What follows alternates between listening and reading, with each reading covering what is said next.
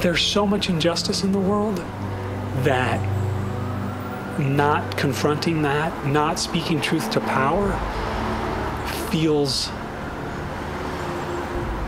empty. I knew I always wanted to do environmental law.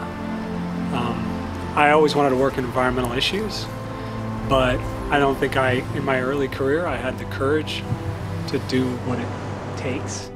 But I ended up, being a corporate lawyer for a year and a half, and that was the only job I could get out of law school, and I had a lot of student debt.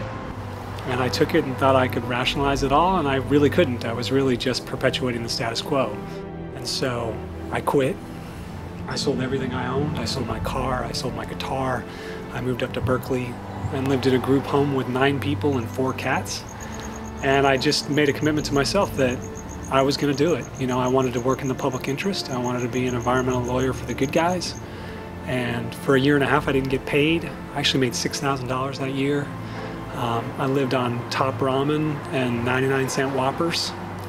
Hard work was always part of the way I was brought up. I was raised in Nebraska, and my parents worked hard, and they instilled that in us. And the community I grew up in, that was a really important thing. I was pretty driven in college. I had a triple major in economics, biology, and environmental conservation because I knew, I wanted to appreciate the scientific reasons why we need to protect the planet, how we're all interconnected, and I also wanted to appreciate the economics of it and how everything, that's great, you want to preserve this, but how are we going to pay for that? How does that fit within our economic construct? And then I went to law school because I figured the legal avenue was the best way to effectuate the change that I wanted to see. I tried to get a job in the public interest, and I couldn't. There just weren't jobs available. I couldn't even get volunteer jobs. I couldn't even work for free. And so it was a personal choice to say, I'm going to live this way so that I can pursue this dream that I have. And then things just worked out. The universe, provided. I got a job at Heal the Bay in Los Angeles here, and I made $28,000 that year. I think I had $15 in my bank account when I got the Heal the Bay job. I couldn't even go to the ATM because it only gives out $20 bills, but it all came together.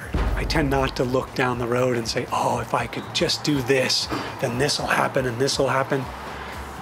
It's too hard to predict all that, and I think there's something disingenuous about it. I think if people get a sense that you're always sort of looking for what's around the corner, it's a turnoff. If you work hard and you're credible in what you do, people will see that. And I often tell this to people that I'm working with, particularly younger people, is don't think about, what is your job going to be in 5 years or 10 years. You can think in the back of your head of sort of what's your dream job and that sort of thing, but you gotta do a good job on what you got in front of you. And you got to do it with integrity, and people will notice that, and then the opportunities will come your way. Of the 7 billion people on the planet, how many people actually can, one, speak truth to power? Can they actually speak out? Do they have a voice? A lot of people don't around this world. And then 2, to get paid to speak out. That was the ultimate goal. Was okay. This is what my passion is. This is what my beliefs are. And I could have a career in this field as well if I worked hard and proved myself.